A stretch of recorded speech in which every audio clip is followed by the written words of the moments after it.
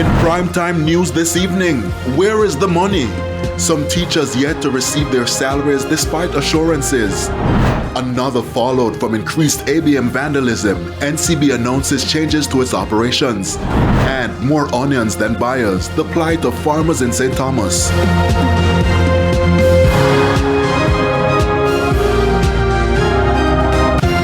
And welcome to Primetime News. We're live on air and online at onespotmedia.com. I am Javon Keys. And I'm Janella Precious with a preview of what's to come in business news. Here's Andrea Chisholm. Well, Janella, we've been hearing about the banking crisis in the United States. What has been the response of Jamaican regulators? More on that in the Business Day.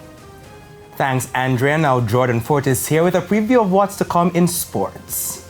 Well, Javon, we're just a little over 12 hours to go until the start of the Issa Grace Kennedy Boys and Girls Championships. And the stage is set. Guess what? Our very own Karen Madden is at the National Stadium. She's going to join us live in Primetime Sports Monday to tell us how things are going ahead of the start of the championships. You don't want to miss that. Certainly looking forward to that. Oh, definitely. And from sports, we go to the weather report and forecast preview. Here's Romain.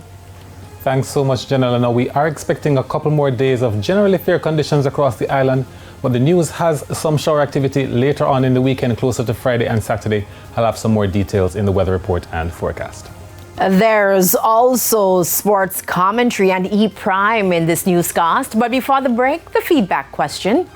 This evening we're asking, what are you most looking forward to at this year's staging of the Issa Grace Kennedy Boys and Girls Championships? I have a few things to say about that. And I do too. But you can share comments online, facebook.com/television Jamaica, and tweet us at televisionjam1. Please stay with us. The Primetime News package continues right after this break.